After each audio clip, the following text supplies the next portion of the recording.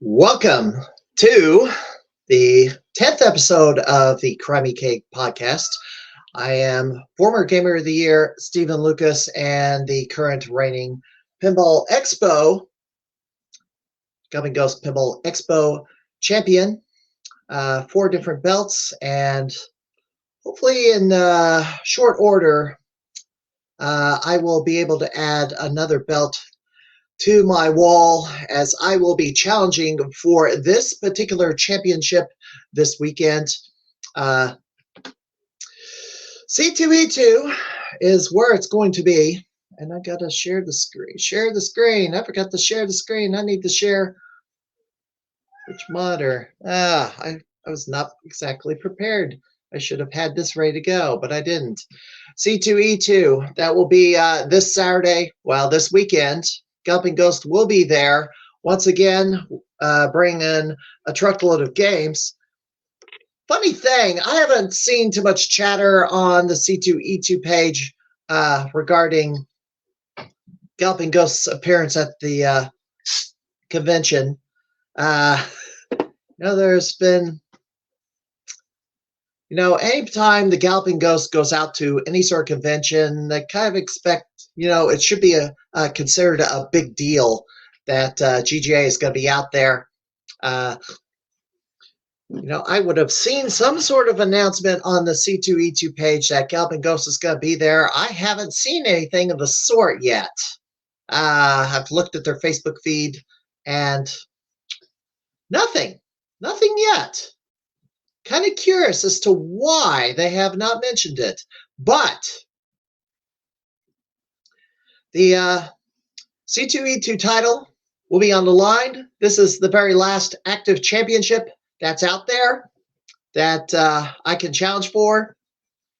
I've held the only other belt that I've not held at Galloping Ghost is the 10X championship, but that belt has been retired for the past several months. I don't know if they'll ever resurrect that belt. Seems like people competing for the belt pretty much have to be there on a Monday and kind of stay around till close, because whoever stays the longest is the person most likely to win all the points for the night. But we'll see what happens in the near future. But me versus Jimbo Slice for this title, that's the showdown. If anybody else comes out to the C2E2 to compete for this belt, welcome on in. I hope, it may be a battle of just me versus Jimbo Slice, but anybody else can possibly make an appearance at the convention. So we'll see what happens. But regardless, if you don't have your tickets to this, they're sold out. So anybody who's wanting to come in this Saturday, if you don't have a ticket already, you're pretty much out of luck, unfortunately. They're sold out on Saturday. They're sold out on Sunday. I don't know about Friday, but it's probably close to selling out. They've been trying to encourage people to go out and pick up the tickets at will call early. However, bit of an issue with that. Parking is $38. So you're telling me to drive out to McCormick Center, plug down $38 to park, just to walk in and get the will call ticket and then leave. And then pay another $38 when you actually do go to the convention. No thanks. I think I'll wait in line. It falls. I think it's silly to have to pay extra, but whatever. So the Como Retro Game Con was last weekend. I drove out to Columbia, Missouri. Paul Niemeyer was also in the house. As you can see down here, Paul Niemeyer did a discussion about his exploits at Bally Midway. Of course, got to Mortal Kombat. Also shared a story about Midnight Marauders, which was his last game at Bally Midway before he was laid off, but they kept him around long enough to finish the game before they had to let him go because of, I guess, Valley unloaded Midway, and then was ended up being a merger between that and Williams, and Midway eventually closed, though. However, but while I was out there, however, I went out to this place, and I'm going to play this for you. Looking for arcades and places I go when I'm on road trips and stuff, and this is the Wizards and Witches arcade out in Columbia, Missouri. It's been open only 2 years or so. I wasn't aware of it the last time I was at Columbia, Missouri. I think it just recently opened, but as the sign says, no cash accepted, so they'll only accept, you'll have to get the cards out to buy anything at this arcade. I always say cash is king, because cash is king for a reason, because you don't want to risk having your money, your access to your own funds be cut off by third parties. That's the big risk of doing away with all physical cash, is it's easier to control people if all your money is digital. But if you got physical cash, you can spend it, and the government can't really tell you what to do with your money. Oh, they can tax you, but they can't tell you how to spend your money or what to spend it on, and it's harder for them to control what you do with your money when you have physical cash. But this place has about 100 games in there. The Quiz and Dragons I saw was pretty interesting. I have not seen a Quiz and Dragons by Capcom in the wild. I certainly played it on an emulator. Of course, as you can expect, it is a trivia game with a medieval theme where you're fighting off monsters trying to cross the board. The trivia questions, of course, are all from the 70s, 80s, and right before the game's release. So this game's been out there for about 20 years or so, or 20 to 30 years.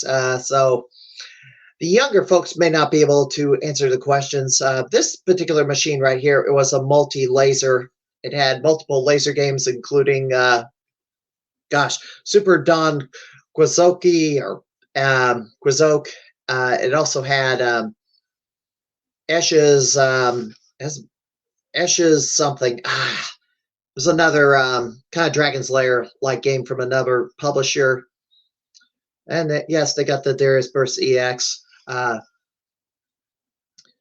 Terminator Salvation. They had some pinballs. They also had all the Neo Geo games and the multi-cart. They did have a Godfather's, the Godfather 50th anniversary pinball.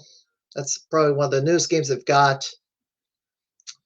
So there's all this bottom floor. It's going to go.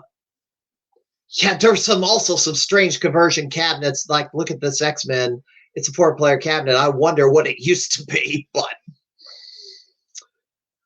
this video is on my YouTube channel. Go to it. You can find it at tiny.cc/pwci. I do have some bit of other news to share. So earlier this week, I had quite the interesting conversation. There is somebody out there who's wanting to open a new gaming museum. The project is in the works. The goal is to open it in 2027. This is a collector who's trying to gather gaming memorabilia, all the gaming memorabilia from pretty much all eras. Obviously, he came calling because, of course, I am the 91 Nintendo Campus Challenge National Champion. So I kind of have a plan as to what I would do with my 91 Campus Challenge materials. because I'm 52 now. Family may not want it, but it should be preserved. So a plan will be hatched to preserve the 91 Nintendo Campus Challenge materials because there's not much of it out there. I pretty much kept everything. And that's probably a good thing for those who want to keep documentation of a video game history. Thank goodness that J.J. Hendricks managed to find a copy of the 91 Nintendo Campus cartridge so it can be reproduced and people can play it. Some people can play it like, gosh, how many years ago was it? So it's been 32 years now since the Campus Challenge. Oh, time flies. And speaking of the Campus Challenge, yesterday I did appear on a stream with Paul Tessie while he was playing the Campus Challenge cartridge. I was doing commentary, doing some play-by-play on Retro Gaming TV Live. I'm going to try to rate that channel after this podcast is over. And they're doing a multi-day marathon of speed running various retro games. Video of my segment and Tessie's segment will be appearing hopefully in the next couple of days. See, I had this little banner here. News I have on my gaming exploits. I didn't say that. Should have put that up. Anyway, I also appeared Tuesday on the first edition of the Bloody Wars podcast. So, JP Pitts was my first guest on this podcast, so I ended up being his first guest on his podcast. Isn't that interesting?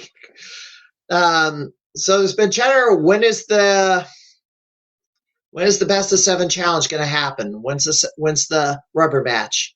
As I stated on the podcast, it is on hold. I'm going to have a meeting with JP Pitts this weekend. Hopefully what I need to have happen.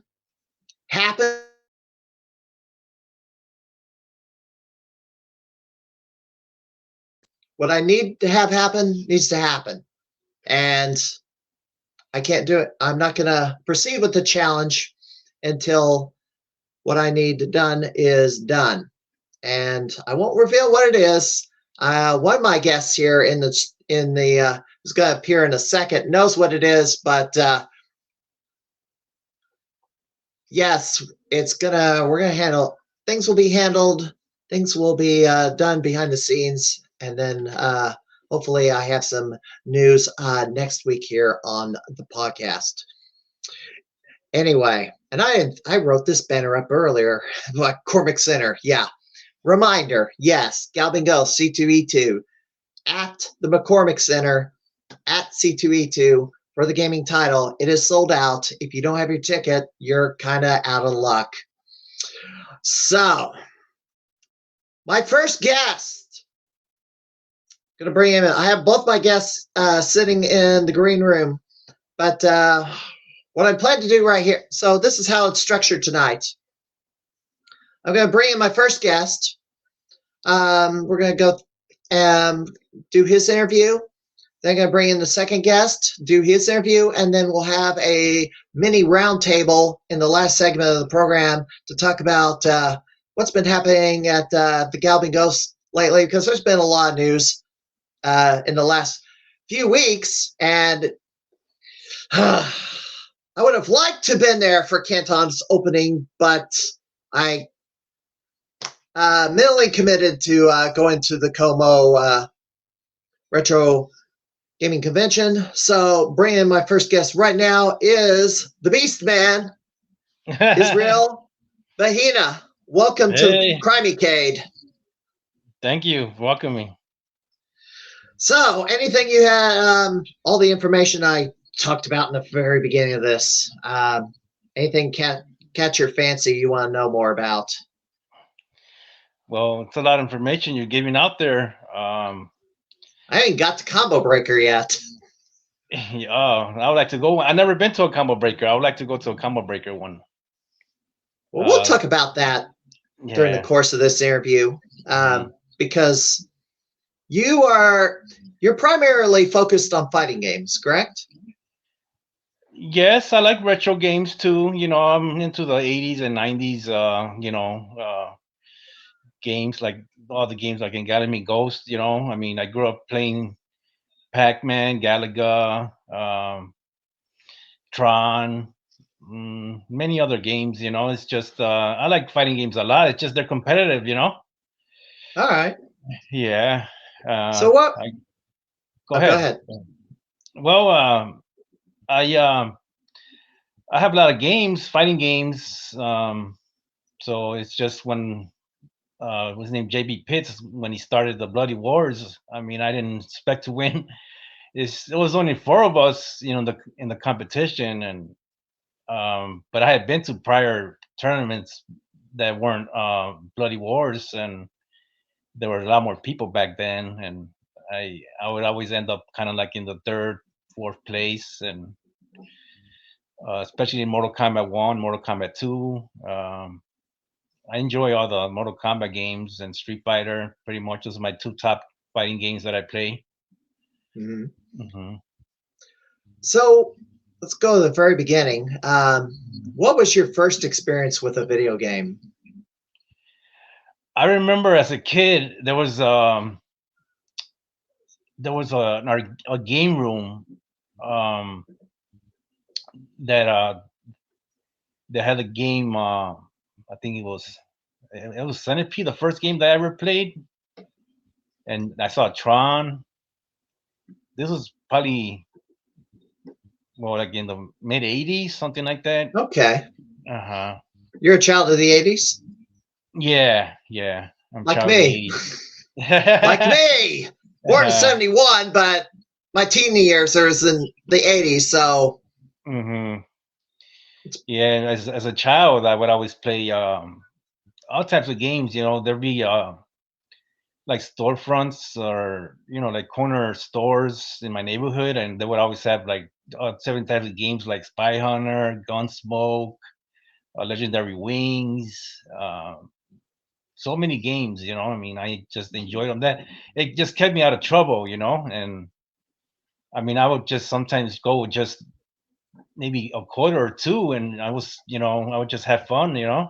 I was I was just poor, but I would just try to get some change from my parents, and then when I became a teenager, that's when I would get more money, my allowance, and I would spend more money, a few dollars, $5, like that, and later on, I remember going to a place called Haunted Trails on the south side of Chicago, mm, and they had a bunch of games there. I remember playing Killer Instinct, um, Time Killers. Um, this really cool game that Doc Mac doesn't have. It's called T Mac that I really enjoyed a lot. They had it there. I played they don't Capcom have Resident it. Evil 2. I'm going to write Yeah. down that game. They don't have that one. No. Yeah. I thought It's they like did, but maybe not. it's like you sit down in a chair, and it's um like a battle arena, and you fight Okay. against all these different like how do you call it, like just different types of like just like Is it a enemies, tank game? tank It's a, games, yeah, like yeah. tanks, yeah, yeah, it's really cool. Yeah, but pretty much, I mean, when how I heard about Galloping Ghost was when I was hanging out with some people from church, and some guy told me, "Oh, they got this game room with like 100 games, something like that." It was like 2011, I think, 2012, something like that. And Yeah, that's when they opened. And uh, it was, the great thing is I was able to, there's a mm, lot of stuff on YouTube from Galloping Ghost, and it went all the way back to pretty much the beginning. And yeah, you kind of see the walkthrough how much the arcade has changed over the last decade, 13 years. Yeah, What they had initially, yeah, and then you start wondering, what happened to this game? And what happened to this game over here? And what happened to this game over here? It's like, it's not on the floor. It hadn't been on the floor in years, and it's not on their game list. Are they going to get back? I don't know. Who knows? Yeah. Um, I I enjoyed being part of the Bloody Wars. You know what I'm saying? I never thought JB Pitts was going to do something like that. Doc Mack had some events called Shame Soon Fight Nights, which I attended. Yeah. They were pretty cool. You know, I joined, I think, an MK2 tournament one time, and I'm not going to lie to you, but I did beat Pete Hahn to make it to third place. And but he's a good player. I mean, he says he's got all these records. You know what I'm saying? I don't really put records on arcades, but I play. You know, just a little bit here and there. You know, visit once in a while. I did stop going for a while. You know, just got busy and working, and you know, just other lifestyles. You know, so. But I'm trying to get back into the gaming. You know, it's got to be Ghost. Do you have any house highs currently? Any what? House highs at the Ghost? No. None currently. Okay. Are you on any of the cards? Maybe second or third? No. I got on the third strike one time. I was trying to get up there. You know what I'm saying? On the one of the cards, but the Street Fighter third strike. But I didn't. I think I needed like a camera or something. But I did do some kind of record there or something. But I just didn't record it. You know. So, yeah, you gotta record, especially if it's a record. And welcome Norbert Vale. He is in the stream chat. I've flashed his messages on the stream as we go along here. Well, here's the thing. You know, Doc is wanting to get some more activity in the scoring scene. He thinks there's a lot of low-hanging fruit still to harvest, and he's floated out there scoring bounties. Trying to figure out. I hope to find out more about how those are going to work. If there's just going to offer an award if you like accomplish a bounty. Like a Galpy Ghost coin or something, but don't know anything about it yet. Gosh, I'm being spammed messages and I can't mute it. Anyway.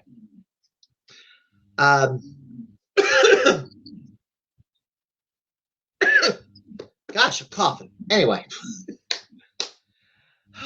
I do have a couple of videos I've had loaded up. I'm going to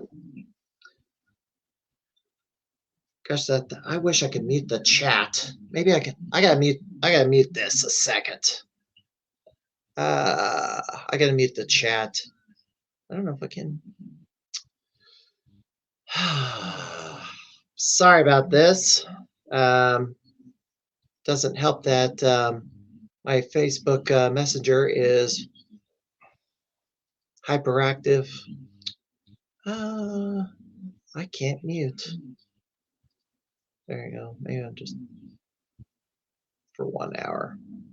Nope, 2 million. Disable. Okay. Distractions eliminated, hopefully. Because and Norvale scoring balance. This is the first time. Well, Doc alluded to it on the Monday Mystery stream. So I'm going to find out something about it this weekend. Obviously, I'm going to be at C2E2 in the tournament for the title. So we'll see what happens. Yeah, hopefully you got a lot of titles, dude. You know, you had in the past too, right? That's pretty Currently, awesome. That's 4. that's quite a lot. 4 title belts. I only can keep 2 of them, so this will be the Mhm. 3rd one I get to keep. Maybe down the road, maybe I'll win Gamer of the Year again. I don't know. It's going to be a tall hill to climb, but if I don't win C2E2, then it's going to be very difficult, if not impossible. I don't know. We'll see what happens. But let's say would you want to go after? I mean, have you Me, had? I would Yeah. like to. I would like to uh, be a Bloody Wars champion again. I mean, I don't know what other games they're gonna have. You know, I've been playing with Dan Perez and Andy. They Yeah. got game. They got games in their basement, and I saw Norbert Bayo. I think it was last week, and I was competing with him. He's a pretty good player. I mean, he's a tough guy to play with. Um, but we were doing pretty good. I mean, he was giving me a beatdown. I was giving him some kind of beatdown too. He knows, but like in Street Fighter 2 Turbo, and I think Third Strike. He's really good in Third Strike. Maybe I would like to like win like maybe the Street Fighter 2 tournament If coming there up. is one. If there is one, yeah. I heard it's going to be like a 30th anniversary. So hopefully he brings it up after JB Pitts brings it up after the Dragon Balls Z one. Dragon Ball Z, yeah. So Yeah. here's so I'm gonna play this in the background while we talk. This is your match against the former Blade Wars champion, Izzy C. Get it up here. The names are wrong, but this is the match. This is you taking on. So you were the very first Blade Wars champion. I went looking for that video, but it's not on YouTube. What was the game? It wasn't recorded. Actually, JB Pitt started recording after the first Bloody Wars. It's like the third one. Oh, the third one, something like that. Yeah. Do you remember the game it was that was the first Bloody Wars?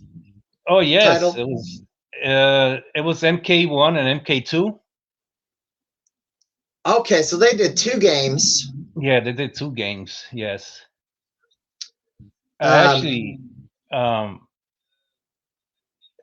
it was going to be more people. Jose Velasquez gave me a picture of the flyer. And I was like, oh, pretty cool. I mean, I can play Mortal Kombat 2, so I joined it, and it's just 4 people, but I had fun. Humble beginnings.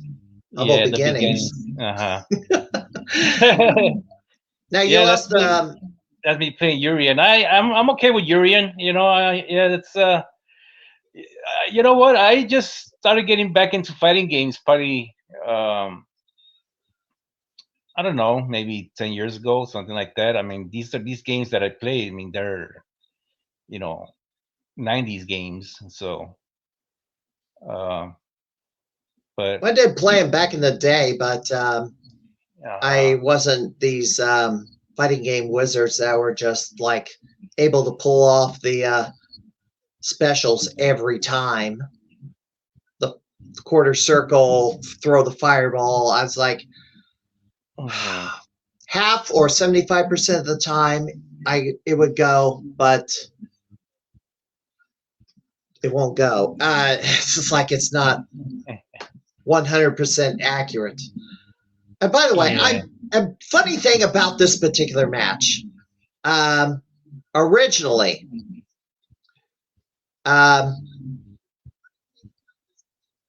when he was making the tournament bracket,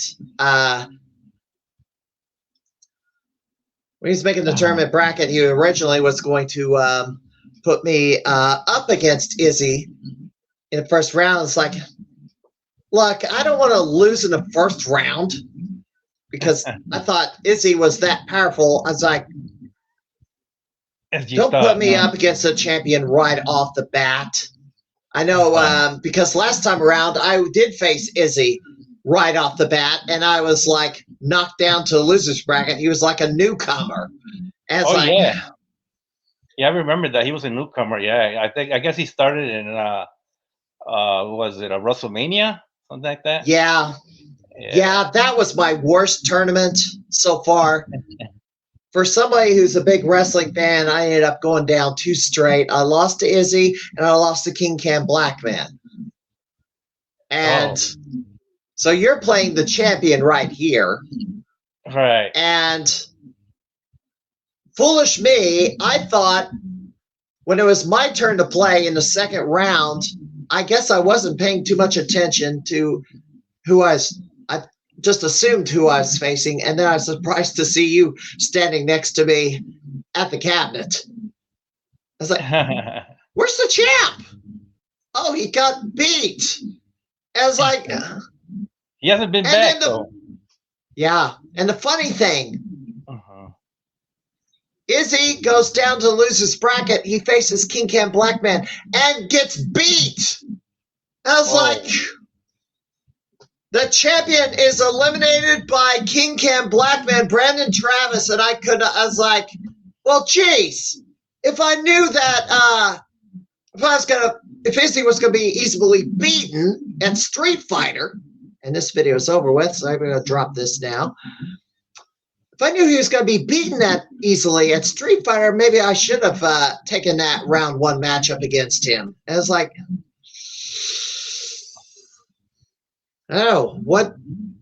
You say he hasn't been back? Yeah, I guess you're right. Yeah, I thought he was going to be back. It seems like he was really into this Bloody Wars thing, you know. I don't know. I mean, maybe he just maybe he was busy the last tournament. Busy, yeah. Mm-hmm. I know. Yeah, it was MK1 was the last tournament. So let me ask you this. MK1, last few months there's been quite the debate over MK1. How good is it? Got staying power? Because there's been all this chatter that, oh, this game is over. It's on its last legs. Tekken 8 has pretty much made it look bad. The microtransactions and stuff greatly hurt the game. And yeah, I could see that because it's like, oh, for every, you got to buy a new fatality, buy a special move, buy an ending, buy, I don't know. A DLC character, yeah. Just one DLC character. Yeah. Or buy an outfit. It's like, you gotta be kidding Mortal me. Kombat is not like it was before, you know, where you just had a set of players and, you know, you just pick your player. Then, you know, during time you will learn, you know, fatality. And Yeah. I mean, it's just the gaming, the gaming, you know, thing's been very different, you know what I'm saying? I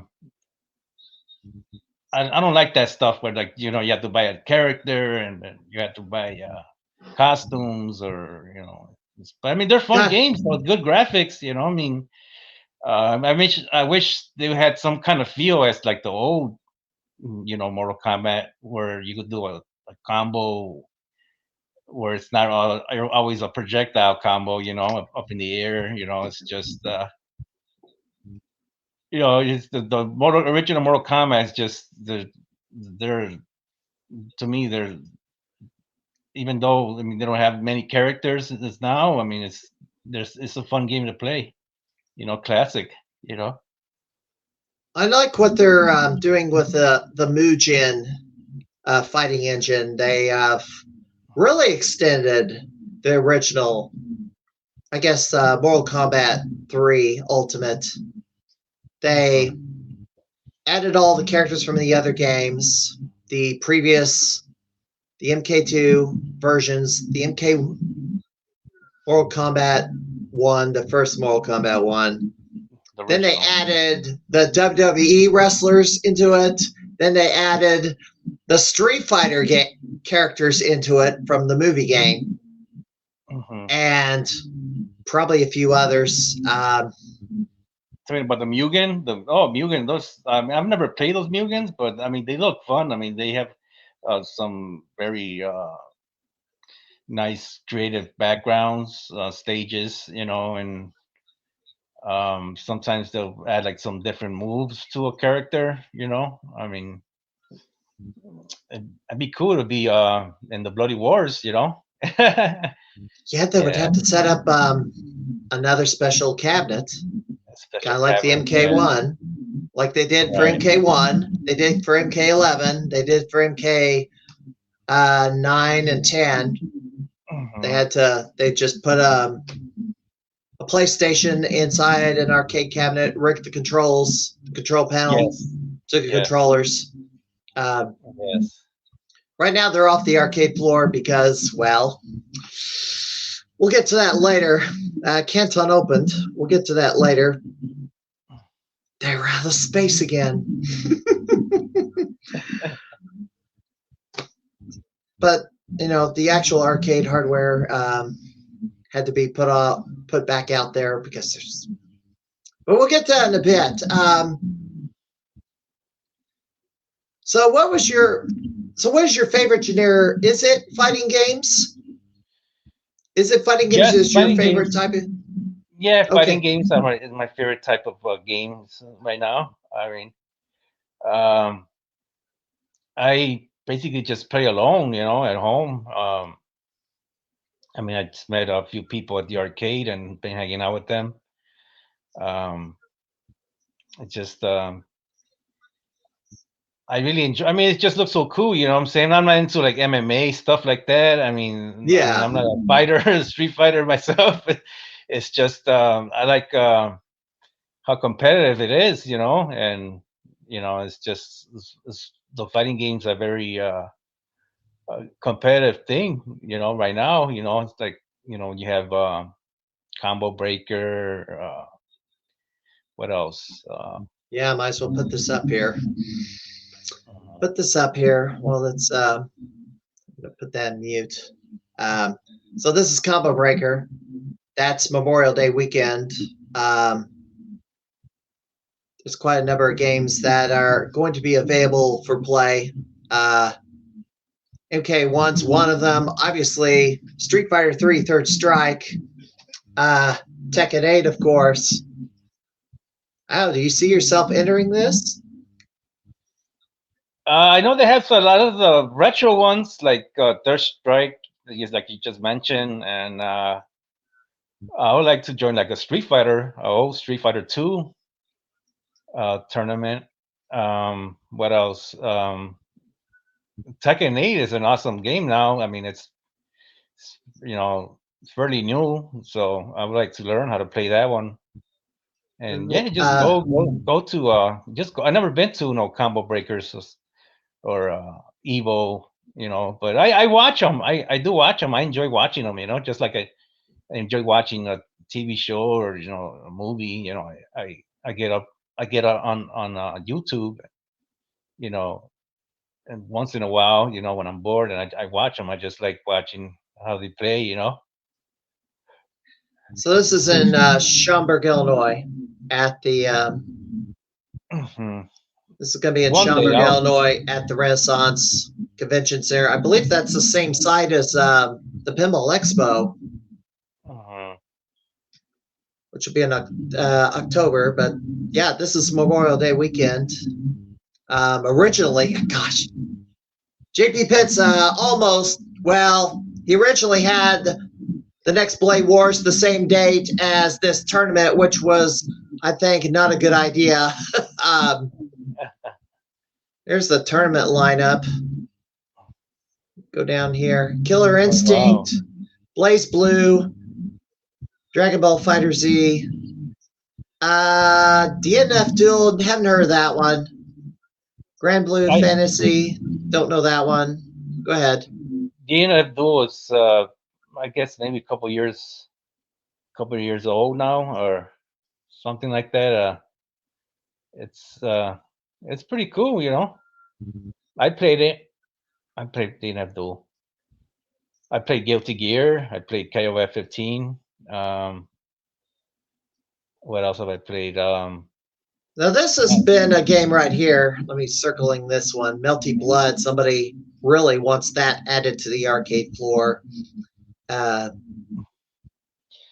Yeah, that's been around, I guess, for a while. I mean, I watch that too sometimes. It's really cool, cool characters in there.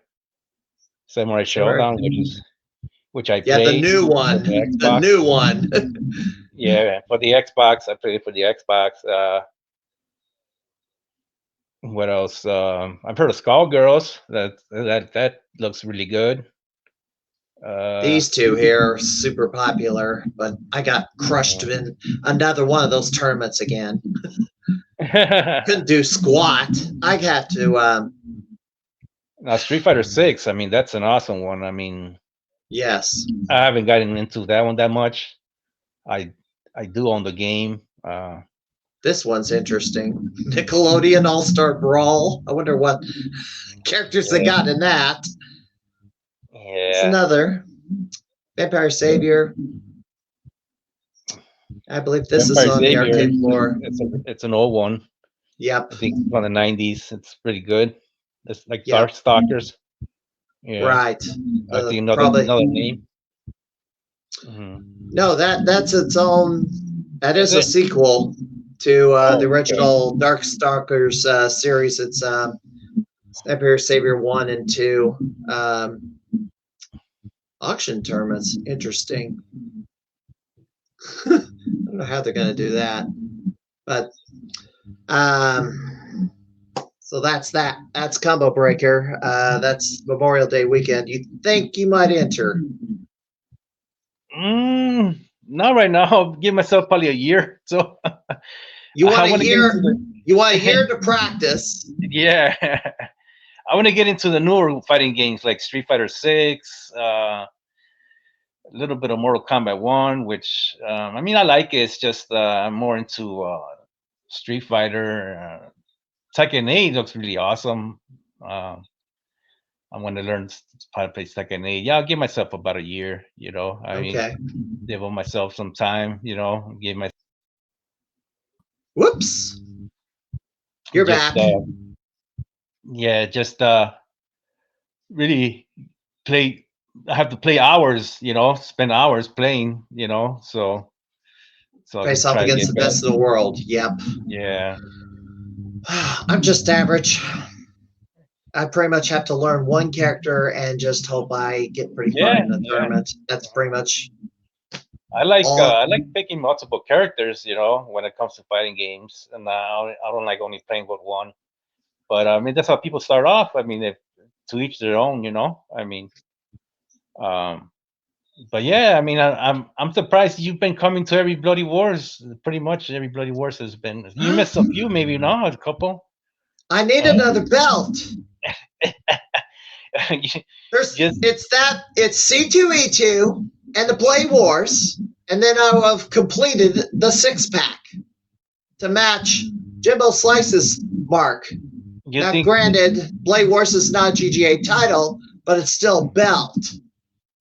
Are you joining the Super Dragon Balls? I believe I will be, yes. I will make it out there, and I'm probably going to lose, but I'm going to have to try it out this weekend and learn a character or something, because I can't play it on Fightcade because it's not on Fightcade. I don't think it's emulated. That's something I recently got a couple months ago. Fightcade. I've never owned Fightcade. I mean, I never had the computer to have Fightcade, on my computer or whatever. I did play a couple people online. There's really really good people there, out there, and I mean, I've been people up, but I mean, it's a whole world out there of competitors, Yes, that's how I practiced for Street Fighter 3. I downloaded Fightcade and got my dual tank stick and got it hooked up to my Windows 11 machine and practiced the fighting game. Whatever fighting game is going to be next, I practiced on the Crimeycade. But Super Dragon Ball Z is not a Crimeycade, and it's not emulated. So It's on a PlayStation 2. You own yeah, consoles like that? PlayStation I have 2. 3 PlayStation 2s. None of them work. Oh, I got a PlayStation 2. I was thinking of buying the game, but I'm just gonna just practice at the arcade. I think I'm going this weekend. Okay. Just play it and play other fighting games as well, and other other games besides fighting games too. So All just right. have some fun, Anybody you want to call out for Play Wars? Uh, no, just wish everybody, that that plays the fighting games, they could join the bloody wars, do their best, I mean, um, I don't know Rebel's a tough guy to beat, but I don't know, I don't see him winning this one. Maybe somebody else is gonna win it. I had this other video, and I never put that up there because this is another matchup you had, and this was against DSP, who has, I guess, the Dancade. Yes, Dan Kate. I couldn't. Yes. So he rented a tent. He rented a banquet tent, and then Yes. held a tournament in there. It's like that's not cheap. You have to have that. You have to rent that out, and then you gotta have somebody to set that thing up. Uh-huh. And Yeah. where did you set it up? That's another question. He has a big backyard. He set it up in his backyard. Wow, he had the room. Yeah. That's Um, crazy. yeah, I actually got there. I got there around 8 o'clock. So I missed Norbert Bell playing early when he got there early. But I did play Norbert Bell. We had some good matches. Other people too. Some of Dan's friends were there, and they were pretty good playing Third Strike. Had fun, I was there a few hours. We played Third Strike. We played, I think, Street Fighter Turbo. What else did we play? Other people were playing Tekken 8, Yeah. which yeah, I just observed. I was just watching them play. I didn't play anybody that night. But maybe you should come to one of Dan's events one day. Check out his So arcades. He's got an array of fighting games, arcades. yeah, I saw pictures. I'm gonna have to schedule a 3-day trip up there because Yeah, 2 day. he's not far from the arcade. He's just like minutes away, like 5 minutes away. Yeah. Yeah, it's. I'm gonna have to do a multi-day trip up there. It's not just 2 days, but 3. Because there's a lot of ground I need to recover. Scoring Okay. side, and then kind of a little bit of practice on other stuff like the fighting, like Super Dragon Ball Z. By the way, Norbert Vale is challenging you. Says he wonders if you don't think he'll win this upcoming tournament. He's probably listening, right? Yes, he's on. He's in the stream chat. You think he can? You think he'll lose the title? Well, actually, he doesn't have the title. It's Shady that's got the belt. Norbert wants to win the title back. Yeah, well, Norbert, he knows his fighting games. I saw your last, well, not the last podcast, but the podcast when you had him. And he's talking about all these fighting games that I own, but I don't play as much. Like he was talking about Kino Fighters Unlimited Match 2002, which is one game that I did play for a little while, you know, at home. He knows his fighting games, and I met him, during the Shang Tsung fight nights. he's really good in Killer Instinct. But he's proved to be good in Third Strike. Other games like Power Stone. Mm-hmm. But I mean, there's competition out there. It's just I wish we had more people. You know what I'm saying? Yeah, it's promote, promote, promote, promote, promote. It's what you got to do, and that's why I put out those promos. I wish Galloping Ghost would just go ahead and post it on their productions page instead of me just posting it on I don't know, the Blade Wars page, and now I guess it's going to start posting them on the Slice of Life Facebook page, which is Jimbo Slice's new Facebook page, and also Central Illinois Gaming Community, which is a Facebook group. I'm gonna throw that up there. I do have a Facebook group, which I guess I was just plain given the thing. I gotta type this up. I think it's spelled correctly. There we go. So that's the Central Illinois Facebook page, Central Illinois Gaming Facebook page. Central Illinois Gaming Community, trying to build that up.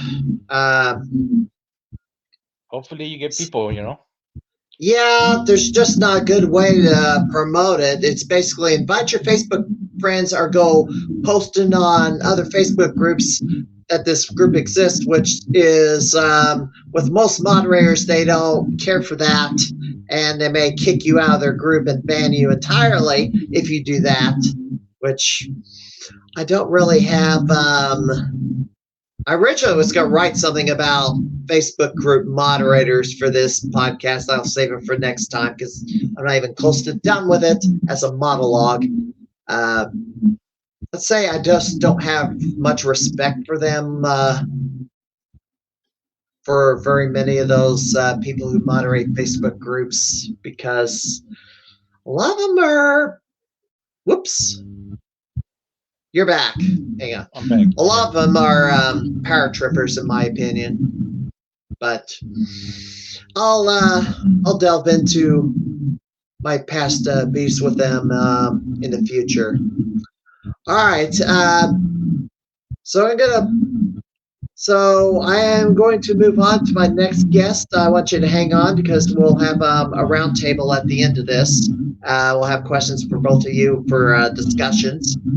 Okay.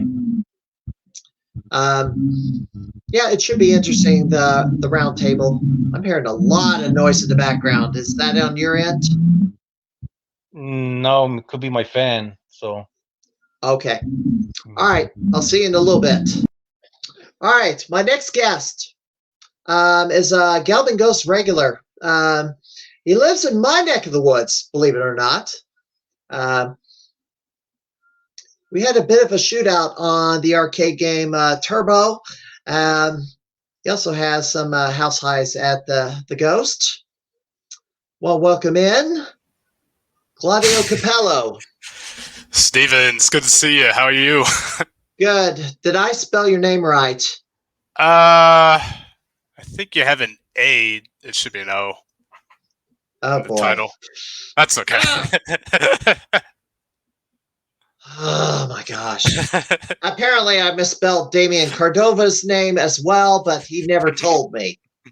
I find out weeks later, like well after the graphic was created and added to the doggone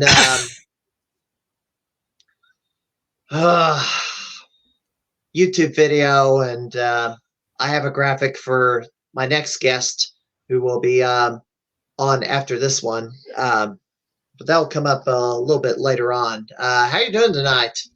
Not too bad. Just got off work a little not too long ago, and just getting ready for here, and just happy to be here. It's always fun to watch your weekly podcasts, and I'm really happy to be here right now. Episode 10 in the series. I got it's gonna be a challenge to keep this energy up week after week. and find some good guests too. But it's going to vary. I'm going to have a good guest one week and someone less caliber the following week, and just kind of seesaw it up and down to kind of get a bit of variety. So tell me your first experiences with video games. Well, so you won the Nintendo Campus Challenge in 1991. I was born that year. And so I'm kind of the 90s, I guess, in the weird 90s, 2000s mix of games. And my very first experience with games was, it's really hard to say. Like, it was probably when I was 4 or 5 years old. Probably it was maybe the moment, maybe I played on an IBM computer that had OS2 version 3 that had the included chess game. But I would really like to, what I really wanted to demonstrate was like, my dad got a computer when I was 5, the good old Socket 7 Pentium processors, with the 2 megabyte S3 Verge video card that I'll just show right here. Yeah. The so-called 3D decelerator graphics card. Yeah. So the 90s were pretty much an era where people were building their computers, or at least that's when I did computer building. However, these days, the computers are pretty good that come out. I mean, this is my Windows 11 machine. Something fell off. It's like, I don't know if I want to have the complication of having to build a rig if I can get one that's pre-built and has everything in it that I like to have. It's just like got all the bells and whistles right off the bat. Yeah, I think it's probably generally cheaper to start with the motherboards. But then you also have to know which ones support which processors. Can it handle the processor you want, or what games work well with this? What is too fast to run on the machine you want to play? What is the kind of era of games you want to play? It's a challenge. I've been tinkering with that myself, not just with. Well, I haven't been spending too much time with Socket 7s. I've been playing with a slot 1 desktop with like a Pentium 3 1 gigahertz. It's got AGP, ISA slots all together, so you can have a wide variety of games that you can play. And recently, I've been experimenting with. I got a motherboard I got for about $60 on eBay from a China seller. That it's a Ivy Bridge motherboard, but it has 4 PCI slots, and you can. I've been having some pretty good success with that so far when it comes to some basic level of DOS games and even Windows. Seems like it can handle any kind of flavor of Windows. I'm still playing around with it, but it's been a really cool project. That's kind of what I've been doing in some of my spare time. But in terms of probably one of my very first games, I like to show Chex Quest. So in around 1996, this game was included in Chex cereal boxes at the supermarkets for free. So you bought a box of Chex cereal in 1996, and it included a little copy of Chex Quest. LGR on YouTube did a nice long YouTube video explaining this game, and it became such a cult classic. They not only released a second sequel, they even made a third sequel. It's a mod of Doom. It's basically a completely mod of Doom. Weapons, enemies, heroes, levels. It's a total mod of Doom, but it was really it was a great experience to play as a kid, and I think even as an adult, it was really cool to grow up playing that. Yeah, so building a computer, yes.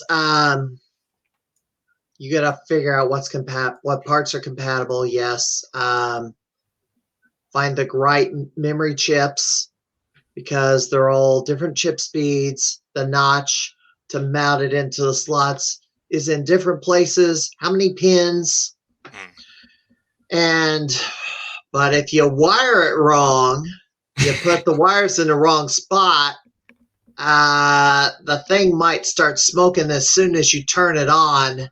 And I've witnessed things smoke if it was hooked up incorrectly and there is no circuit breaker to automatically trip if you wire it incorrectly and the power is, I guess, going the wrong direction. I think that's with AT. Before ATX power supplies, they were using these AT power supplies, and you can connect it. You can hook it up to the motherboard, but it's possible you could hook it up in reverse. And if you do it wrong, yeah, it could blow it up. Oh man, that's not fun. Yeah, I have been seeing these illegal cords where they had the male to male on each end where you're trying to hook up a generator to when you lose power. You can't. Those are illegal. They're dangerous.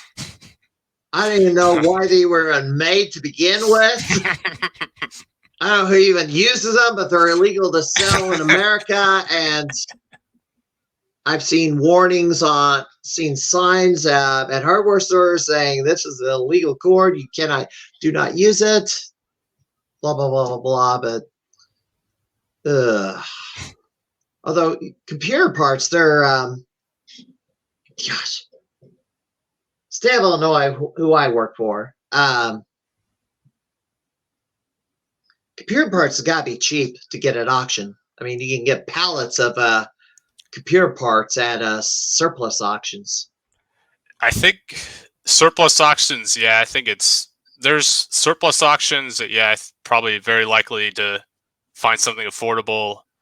The Goodwill in St. Louis, I don't know if you've been to this one. It's a jungle. It's not your typical Goodwill. It's like an outlet that everything is in bins and you pay by the pound. So they have weird hours. They seem to close for lunch. They do have some random. It's whatever you can find is a bunch of random things. It could be games. It could be junk. It could be clothes.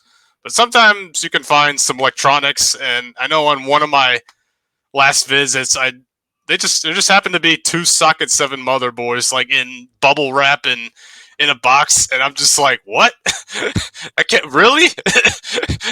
And then sure enough, like I was like, all right, I mean, fine, just have it I don't know, just if it's there. If I never need it, it's there. And like because of how cheap it sells, like you just pay by the pound. You could have those 2 things and pay like under $10 for it.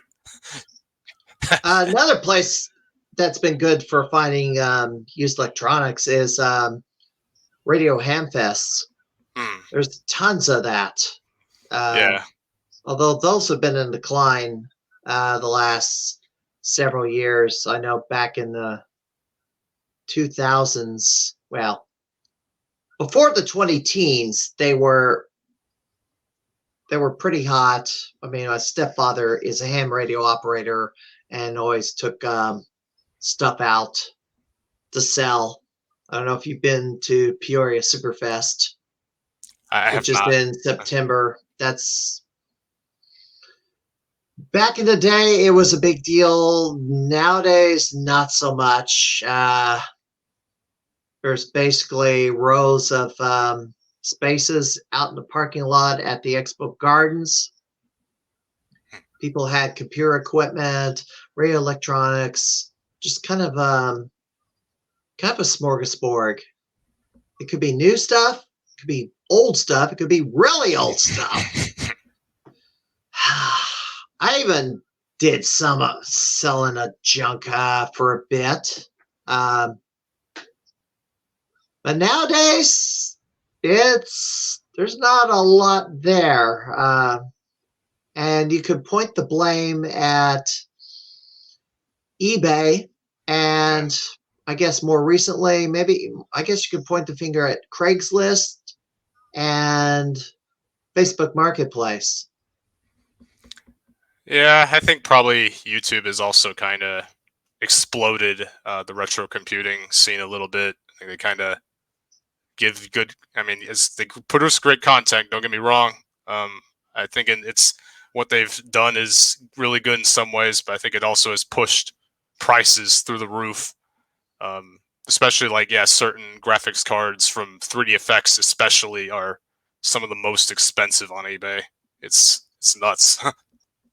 Okay, so used equipment. Yeah. So because of some YouTube videos where they were like building stuff, that actually rekindled the do-it-yourself computing community. No, I think there was also YouTube videos that kind of go back to the retro computing days of the 90s. They kind of revisit the graphics cards, like what made them popular in the day.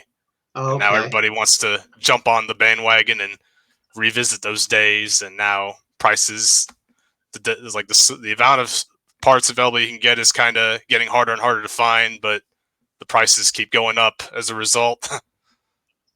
Now I do see a lot of every so often basically enhancements to 8-bit computing. The Atari 800 XLXE series, the Commodore 64 128, gosh, the TI 99. If we could go back that far. They've found ways to add USB ports, flash drives, SD card input. Gosh, it's just like they find ways to squeeze more out of all that old hardware. Yeah. And I don't know how they do it, but they have to like physically hack the computer itself. But you're basically you can just swap the boards out of a machine and just plug other things in if it supports it. Yeah, you could always swap boards. It's not too difficult to do that. Yeah, I think they've also been doing same things for PC. I think there was mouse adapters. If you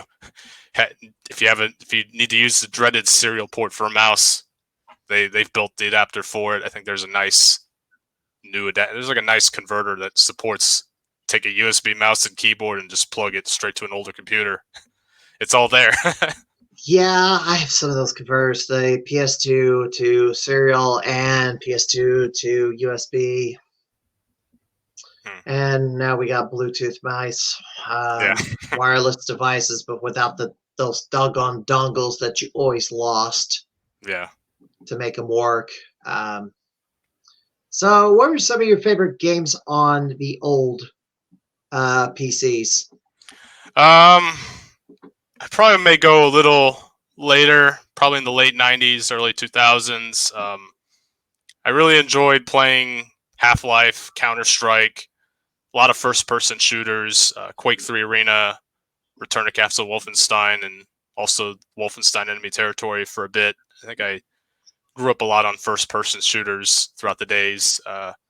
There's probably some PC games I grew up, some DOS games, like just some little bits of games here and there, the Doom, Quake series, and I grew up on. My parents gave me like the Electronic Arts Top 10 package of games, like Command and Conquer, Red Alert, U.S. Navy Fighters. I think is like one of the very demanding DOS games. Like you have to have it's one of the very demanding DOS games with terms of graphics at the time.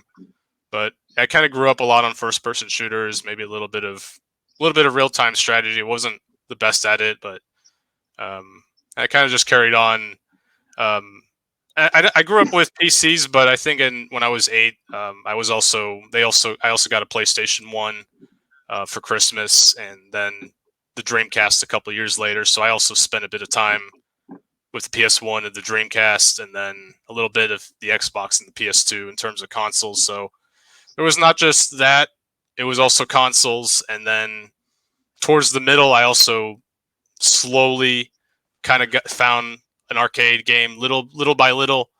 I was doing that as well. So it was everything just started coming together. Just computers, consoles, arcade games, the rise of G4 TV when I think they originally acquired Tech TV, and then it became merged, and then it just became G4 TV.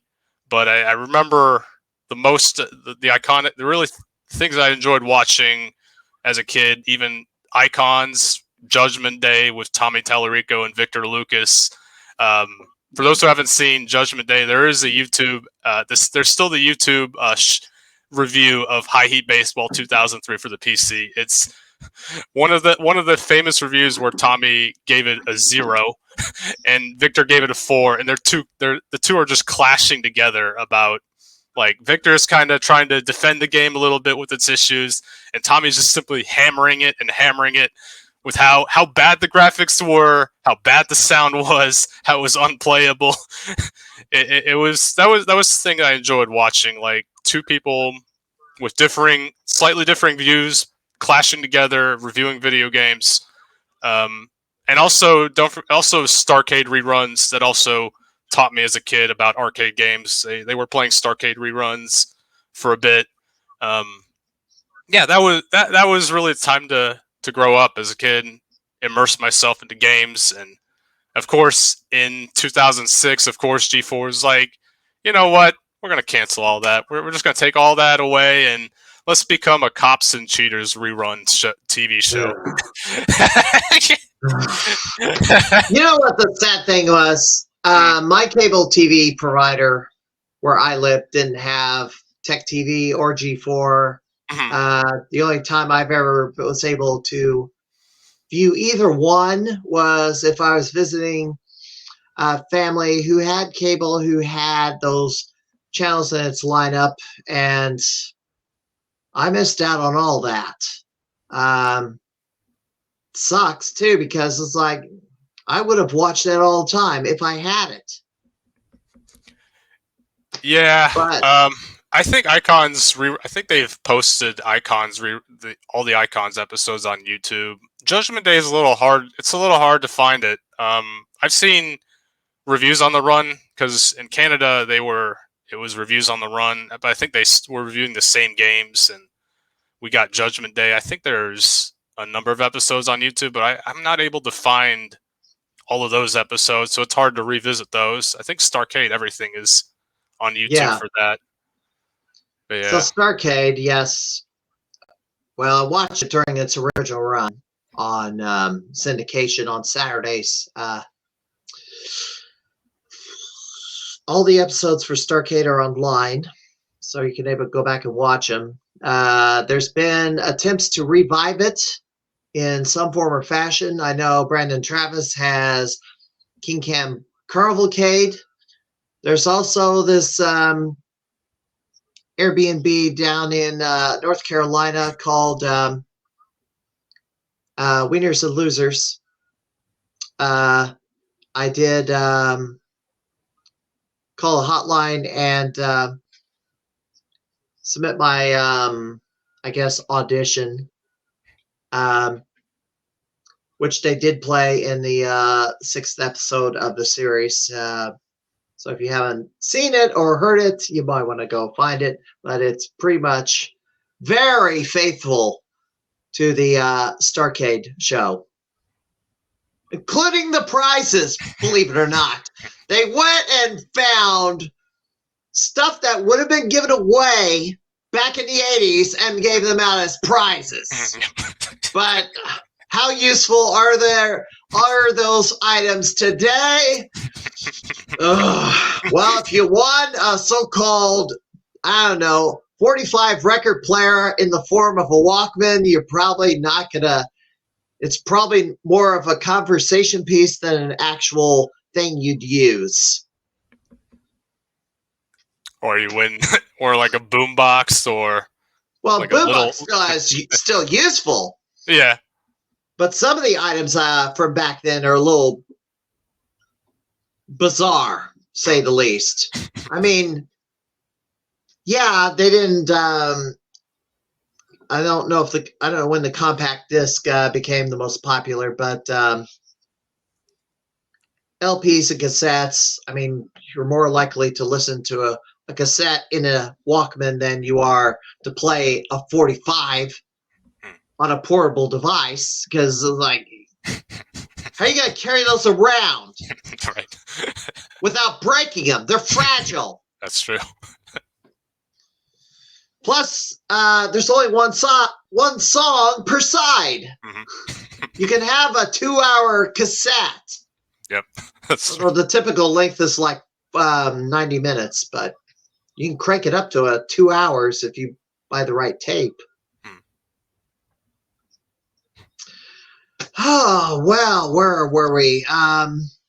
So, what was the first arcade game you remember ever playing? In terms of the one that I remember, it was either, as a kid, I grew up, I lived in the West Chicago suburbs as a kid when I was 8 until moving down to Chatham or the Springfield area when I was 14. If I remember. Okay, so you're originally from the Chicago area. I lived there. I moved around a lot growing up. Like So did I. Yeah. I wasn't even born in Illinois. Like I actually was born in Texas, moved to Tennessee, and then moved to Wheaton and then settled here. I've moved around a lot, and so I've kind of spent lots of time in several different areas. But I'd still say Illinois is where I've grown up most of my life, but I was moving around a lot for a bit. But I have not lived in any other states, believe it or not. When I retire, that may change. Yeah, that's true. If Illinois does not undergo major shifts, I think I'm going to move to another state when I retire. But I don't know. That'll be a few years down the road. But it's going to be a rough ride It's going to be a rough ride to get there. Mm-hmm. Yeah, it's a lot of tough decision. That's for sure. A lot of tough decisions, and there's just a lot of turmoil. There's going to be a lot of turmoil, and it's not peaked yet. So yeah, that's why I go to the arcade, to escape the real world, because the real world sucks right now. That's true. Yep. Galloping Ghost is the happiest place on earth. 100. That's facts. I agree. You can't beat it. Yeah. So what was the first arcade game you played? So, I was living right next to a bowling alley, and the very first one, I would like to say it was probably the Simpsons bowling at the bowling alley, or it could have been Cruisin' USA at what was the Lombard roller rink. And I just found out on Tuesday that last year they sold the place, so the rink no longer exists, and now it's a church. So I think in terms of the very first arcade experience I had, was probably either the Simpsons bowling or Cruisin' USA. I wasn't the greatest at either. I knew that Cruisin' USA, even as a kid, like it was like a $1 play of quarters, and like you could either win a race, but then you go to the next track, and then like you could either be winning, or you could all of a sudden make one little false move, and you're down to third or fourth place. And yeah. Galloping Ghost had Simpsons bowling at one point. I wish they'd get it back so I can get a 300 game and then tie all the people who's gotten a 300 game, so I get those valuable tokens in rank. I would get 11 strikes out of 12, and something would happen to cause me not to get a perfect score, and I get 279 every time. And considering how much of a beating that I've taken at the power rankings lately, I definitely need that Simpsons bowling score. Yeah. Speaking of scores, before this week, you had, I believe, 5 house highs at the Galvin Ghost. LED Storm, which was one of my scores you took.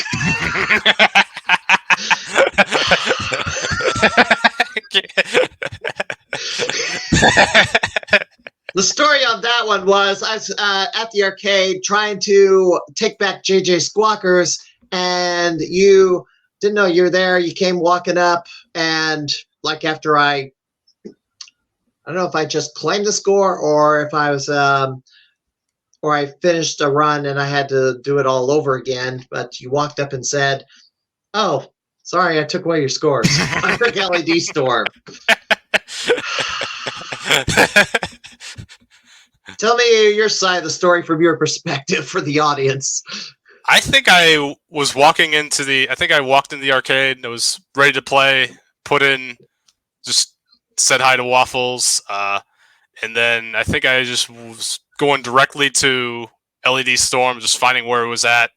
Probably just giving a little practice run, and then I just get a camera, and then just started getting a score, and then I walked back and I saw you were playing JJ Squawkers. I'm like, no way. I just came up to say hi, and I just came up to say hi and just say what score I took, and then I noticed, like, yeah, that's when he found out I took the score. I have not been successful in looping the game again. The last run I had at it, which is why I need a 3-day weekend at the arcade so I can at least concentrate on a game a little bit more than I'm able to. I got to the last level after multiple attempts, but didn't finish the race, which sucked. Kept First time I played the last level of LED Storm, I got through the entire level without a crash, without any mishap. But since then, have not been successful. I tried to practice at home, but the feel is not quite the same, and like the actual machine. So I'm trying save state and practice particular levels, but I have not been good enough to get through these levels successfully. In any sort of, I haven't been able to pull off any perfect runs. Yeah, I haven't pulled off. Like, I've practiced it here and there. I think I always start with like either the middle of the road car or the fastest one. Yeah. And then I would save the slowest one for last. And like sometimes I would get it. It seemed like most of the time I would do well, probably get through one run with one car, but it seemed like most of the time it'd either be the fastest car or the middle of the road car. Like, it'd always be that one level that you have to hop through platforms while you're dealing with the airplane dropping bombs on you. That'd be 5 or 6. Yeah, it was probably 5 or 6. I keep running into, like, you have to jump the platform, but at the same time the airplane is dropping bombs at you, and you're trying to have to line up your car in such a perfect way that you don't get hit by it. And at the same time, you don't want to fall down. You don't want to jump too early or too late, and you fall down the platform. You crash and you lose fuel. That was the problem I've been dealing with. Like, that's kind of like, I think, like, I can get through one car maybe, but there's other times where, sometimes like that happens. And then the slowest car, it's like, it's slow. It has a good amount of fuel, but it's also, because it doesn't drive so fast, you don't have a lot of room for air on the last car. So the game loops twice. You can only use the top one. You can only use 2 cars, and then you get the ending. It's basically, so you can only go through. So levels just repeat once. I will try that again, hopefully sometime in the future. I don't know if I'm going to do it this weekend, because my first goal is to take back JJ Squawker since Andrew Iwasco took it again. And I'm kind of surprised that he managed to get more points out of it. It's now a matter of luck of the bonuses, pretty much. When you beat a boss in the second loop of the game, you gotta grab all those stars. And those are like 4 or 5 digits in the second loop each. So 2.4 million is what I gotta beat. We'll see. You also had another score you took from me, although I don't have any. I figured it wasn't going to stand because it was practically the slowest possible run to get a 1cc on is Dirt Fox. That is one frustrating game. Yeah. The later levels, trying to and just having to navigate the curves and then shift up and down and trying to avoid ramming another vehicle. I barely, like the first week it was out, nobody was able to complete a race, so I stayed on the game to be the first one to complete a race. It took a few hours. I finally pulled it off with what was practically the slowest possible time you could beat the game, although somehow I managed to achieve an even slower run on it. But you got through it with a pretty decent run. It's like 4 minutes and 24 seconds was my run. You got about 4:14, I think. It was 4:16:63. Yeah. Yeah. What are your thoughts about that one? So, I think I was also the same. I was just walking around, just looking at scores, looking at machines that I haven't played yet, and I just saw Dirt Fox, and I think I only saw your score only. Yeah. And then it's like, oh, put some scores here, and my mind was like, really? Why was there only one score here? What gives here? And then I think the very first time I played Dirt Fox, I remember probably the first few tracks didn't seem so bad, but yeah, I ran into tracks like the track is full of snow that is full of zigzag curves, ice, zigzag curves, and the ability to avoid the need to have to avoid running into other cars because you slow down and you have a very limited amount of time. Yep. And yeah, I definitely felt the challenge after that. There was one case though, I remember I accidentally started a game and there were no cars on the racetrack. I don't know how I did that. Yeah, I had that happen once. They weren't going to count that run because they don't know how that is. They think that is a glitch and not or a bug in the game, and they were going to only allow runs where you had opponents. Okay. Yeah. Yeah. Two games you had that were taken by Andrew. No, they were not taken. One was taken by Andrew. That had been Take Battalion. Yeah. Thoughts about that one? It's a game that I've sometimes I just walk in, just grind it a bit. It's not really a lot I can really do strategy wise other than clear the horizontal rows and then kind of allow myself multiple angles to shoot at other enemy tanks. And oftentimes, sometimes it's the weird thing about it is that tanks, they can either give you a good amount of points, they can give you the 1,600 points, but then there'd be tanks that only give you a few hundred 60. Points. Yeah, 60. It's and I think this one was unfortunate because I felt like I could have done even better, and I think somehow I let the tank run through and they destroyed my base, even though I think I had I was kind of kicking myself even putting that score. But yeah, I'm glad Andrew broke it, and I hope I can give it another shot. Andrew is a really great gamer, and yeah, hope I can. Yeah, probably my next visit, I'll definitely give that another shot. Not really much I can do other than just come on in and hope I don't survive. Just hope I survive long enough to either keep my tanks or not get the base blown up. Usually, I lose the game with a base blow up, but oh well. Another game that you had for a little bit, Thunder Fox. Pete Hahn took that one. What's your thoughts about that one? Yeah, I saw the Monday mystery game of Thunder Fox when it came out, and I just wanted to give it a shot, and I kind of like the flow of it. It wasn't too difficult to jump right in and kind of start practicing and playing it.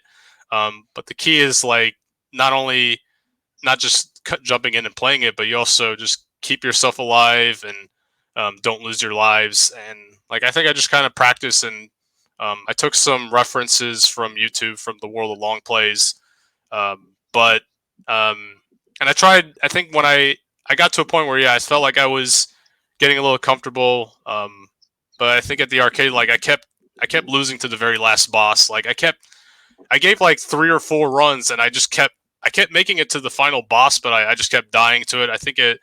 I remember Tony the Rose, he just stepped right in and he saw me play, and he gave me huge props, and I really appreciated it. And he told me about the final boss. That you kind of want to try to trap in the final boss and keep him cornered and try to do that. I think I was trying to do that. It's really tough to beat the boss at the end. I think probably just a little practice. I could probably, I think probably with some practice, I should be able to beat it. I got really close. I just got to the last boss and died. I was going to say I think Pete Hahn's score, so I think he 1CC'd it with all of his lives, which, that's really, really good. Really good from Pete. I think there is a perfect run that you can do in Thunder Fox. If you can go through the whole game without taking any damage, you can get a huge bonus score. If you go through, so in order to, as you progress through the game, if you're not taking any damage, and if you collect the first life bar in level 2, instead of seeing that 5,000 points, what you're going to see is you're just going to see a bouncing head come out, and it's going to go straight up to your score. And you get the first one you get is 500,000 point bonus if you collect the first life bar, but you never took any damage throughout the game, and it just keeps if you can go through the whole game. I think the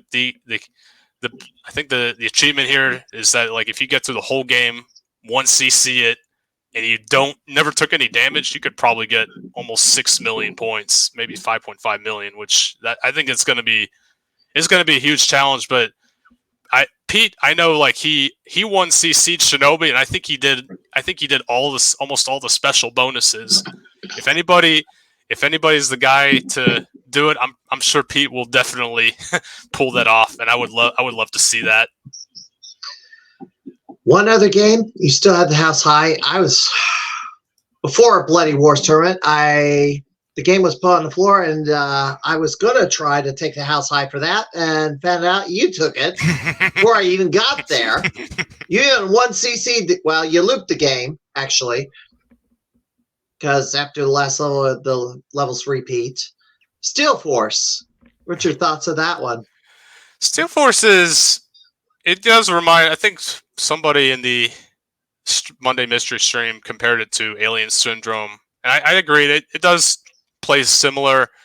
The controls are kind of weird in a sense that whenever you're playing Steel Force, whenever you play any 2D side-scrolling shooter, or when you're going around the levels, normally, I told Waffles this once, that if you're pivoting your joystick to the northwest, you'd expect your character to move immediately to the northwest. It should be an immediate movement. But Steel Force has these quirky movements that if you're facing to the southeast and you want to move northwest, your character has to move multiple directions to get to the northwest and then move. So there's a little delay. There's all these weird delays that you have to deal with whenever you're moving around. And then there's also enemies respawning. You want to move back. You don't want to take damage, and then you come back down. Oh, there's enemies shooting at you. That was tough to deal with. The bosses, some of them are. There's some annoying bosses. Some bosses are annoying. Some bosses, like, you have to do it quick because you may not have enough time to do it. Yeah. And then there are bosses that are they're really easy. Like yeah, I noticed. Like the first boss, you can close your eyes and just hold the fire. You can just hold the fire, tap the fire button, close your eyes, and you beat the boss. You can beat the first boss in like 10 seconds. The only one that gives you, the first one that gives you trouble is the snake. Yeah, that one, that was when I looped. I died to the snake. Like, that was where I died when I did the second loop. I died to the snake. That one's actually probably my toughest boss to deal with.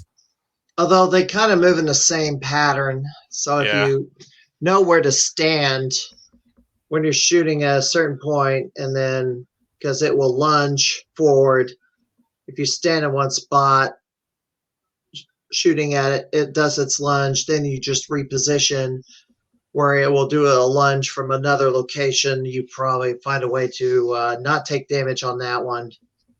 Yeah, a lot of these bosses. Oh gosh. Well, I got to final level. It's like I was trying to. I did an entire playthrough, just continued all the way to the end, just to learn the entire game. It's like the last boss seemed to take a crap ton of damage, or at least I don't know how to. Or at least I haven't figured out how to make it vulnerable where you could destroy him. Yeah, I think there's a couple bosses where the missiles actually have some kind of use. I think throughout the game when you're shooting and killing enemies, like, the missiles aren't really useful there. But I found in a couple of the bosses, I think the missiles actually help you a little bit. If you're like, you can tap the fire button, and you can also tap the missile button at the same time. Like, you can fire shots, and you can also fire the missile, like, when at the same time. Yeah. And I think that usually helps kind of put more damage to the bosses, and I think it does. I think in the last boss, that was what really helped. I think that was kind of what made it help. But I will say that scoring wise, the bosses don't really give you, like, even if you kill bosses, you don't really get many points. Like, I think you can, even with my score, like, you could probably, if you carefully went through the game and collected as many coins and killed as many enemies and farmed points, like, that's my strategy, of course. You could probably beat my score. Like, it's possible. Like, it's possible you could probably get a better score than me without even having to beat the game. It's a weird. Yeah, that's another thing. This is a topic for a future podcast, because they're gonna say, well, they're not gonna. If you get a higher score but you didn't loop the game, they're not gonna take it because they think they don't. They're of late, they want to, I guess, kind of force gamers to be more of speedrunners than actual scorers. I've been last, I guess it's now a month and a half now, I've been, or at least since my last appearance at GGA, I beat Andrew's score on Riot. They said, well, you have to beat the first boss before the timer crosses this number, 70.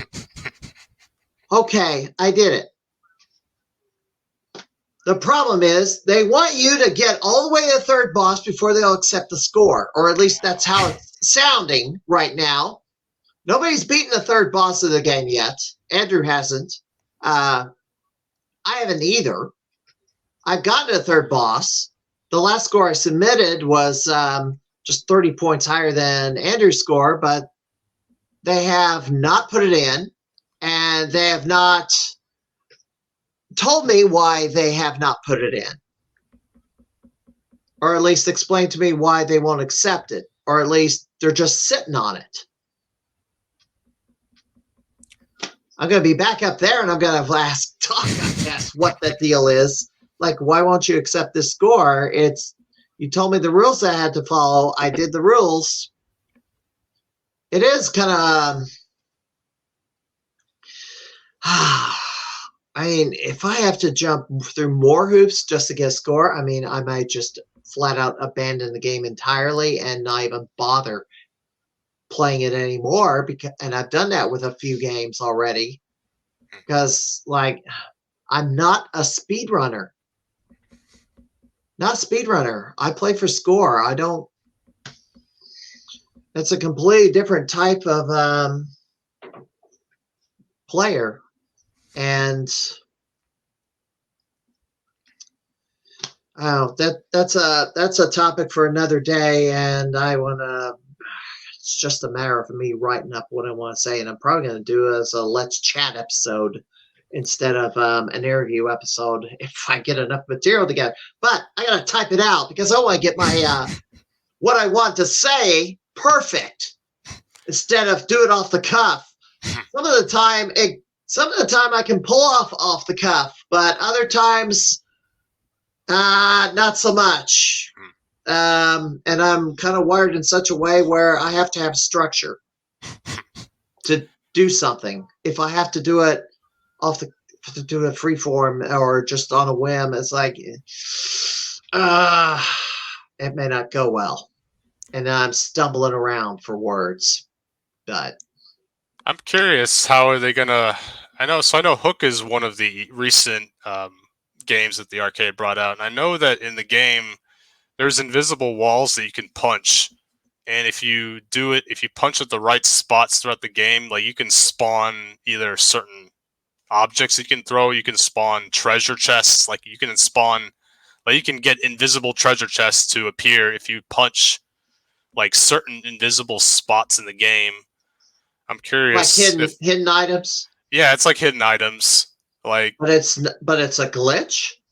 I would not say it's a glitch. I don't think it's a glitch. Like, if you progress through the game, like if you kind of go through like certain, like it's always the same areas whenever you're playing. It's not random spots. Okay. It's always the same spots. Like whenever you're progressing through the game. Okay. One case is like, even if you go just a little bit into the level, and if you go back to like the beginning spot, and you just start punching it, you might get like an invisible item. Like you might get a treasure chest pop up. Like if you punch it, you'll see the animation of the punching like you'll see the punch animation, and if you just keep doing that, then it'll spawn like a treasure chest or like some random item. I don't think it's a glitch. I think it's probably some hidden bonuses that you collect. But it makes me wonder if how will the arcade score that, because because the thing is, like, you can spend some time doing that, but the game wants you to progress. So like you don't want to, like, you still have a time bar underneath. Yeah. So you don't want to. So as long as there's a time bar, you should be able to do what you should be able to do with your time limit, whatever you want. Mm-hmm. If you finish the level on one life, and this is kind of iffy. Sometimes they will frown upon an intentional sacrifice of a life so you can get more points out of a level. Mm-hmm. I kind of feel like they need to do a separate track, like fastest completion track, and then an anything goes track. Yeah. Because when I do my rant, I'm going to use Super Mario Brothers as the example of the biggest scoring obstacle course of human rules of any game out there, because it's ridiculous.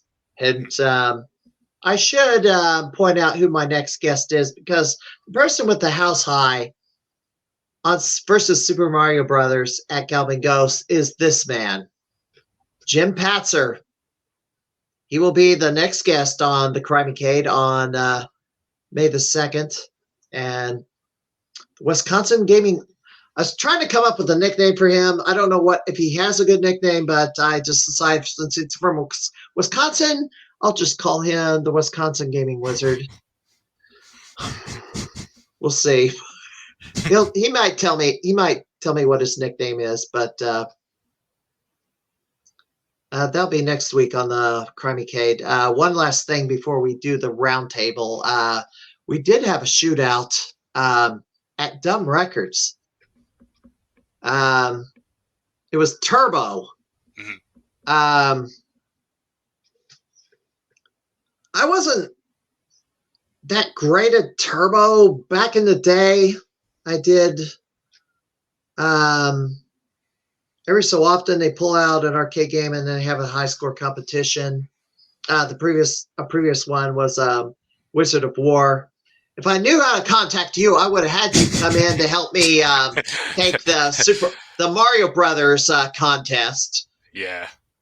I didn't know how to find you. So I'm glad we were able to exchange contact information so I could get you on the podcast at least. But Turbo, your thoughts on that and what ended up happening? Yeah, I remember I first saw Turbo. I used at the Arcadia in McLean, Illinois. So for those who don't know, it's about 2 hours from the Galloping Ghost Arcade, a little bit to the southwest. Yeah, hour and a half. Approximately. Yeah. Yeah. So I remember, they had Turbo. They had Turbo up there.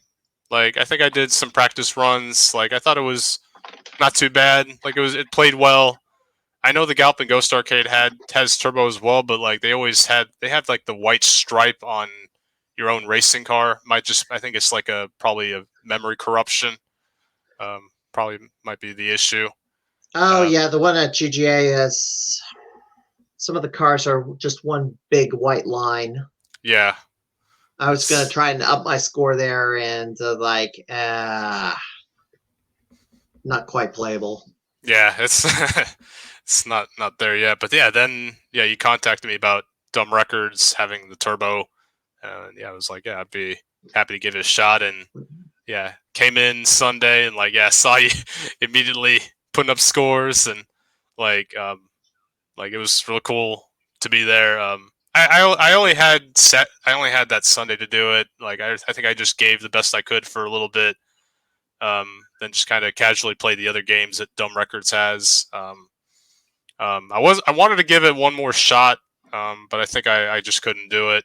So I just kind of left my score as is. And you said the winner of Turbo he's never done arcades. He's new to arcade games.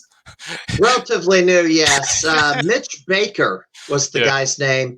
He, I went in the day before just to see if I still had the house high or if anybody actually challenged the scores, and then I saw, oh crap, somebody beat it.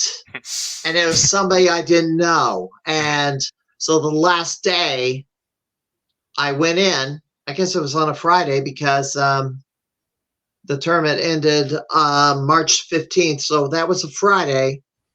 I had taken a couple hours off that afternoon from where I work and went in. Mitch Baker happened to show up. So we actually took turns playing. So I could watch him play and he could see me play. But I could not beat the score I originally set. I came close, but when the scenes shift to the next game or the next area, sometimes the enemy car is put on top of you and you wreck, and there's nothing you can do about it. I don't want to be side by side with a car when the scene transitions to something else, because that is the most likely time you wreck. That was my case too. Either you're moving from scene to scene. You don't want to go too far to the corners because you go to the next track up, you're out of bounds, you crash, or you're close to a few cars in front and the track changes, and now all of a sudden you spawn. You're right in where the enemy car is, even though you weren't even close to it, and you crash. I think the fortunate thing at least was like if you survive at least you got an extra car. So I think it was at least a little forgiving. So I'll give it that. But yeah, those were. Yeah. You had to pass so many cars before when the time expires, and then you get another vehicle, and you try to, and the bonuses multiplier goes up and up and up. Yep. House high for Galloping Ghost is like 50,000 by Andrew, of course. Well, we come to the point, and Israel Behena, I'm going to bring you back in. This is our mini roundtable segment. Yeah, we're almost to 2-hour mark, and I kind of thought I'd be through this a little bit quicker. Welcome back in. So Canton opened at Galloping Ghost Arcade. Have you been up there to see it? Have you played? I know I haven't yet, but your thoughts? I haven't been there yet. But I heard there's like about 70 more games, something like that. Okay. Planning of going tonight, Yeah, I mean, I don't live far from there. Tonight or tomorrow? Tomorrow? Tonight. Well, tonight, yeah. I mean, what time they close? 1 o'clock? Something like that? No, they close at midnight. It's almost 9. Oh. Yeah. Oh, okay. I mean, so tomorrow they'll go to 2 a.m. Yeah. So you might want to wait till tomorrow. Go early. Tomorrow evening, so I don't know if I'm going to be able to make it tomorrow. You might be able to if you just go to just look and not say, just pretty much declare, I don't have time to play today. I just wanted to see Canton. Just do a quick walkthrough, and they'll usually let you do it. Some places won't, like Prince Arcades.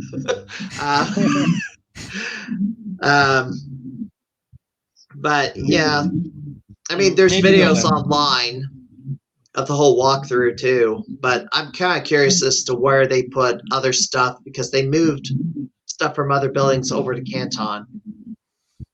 They actually knocked on the wall, didn't they, to have an entrance, right? They made a new entrance, into Canton, inside the building. Okay. Because they want to go through the front door of Canton.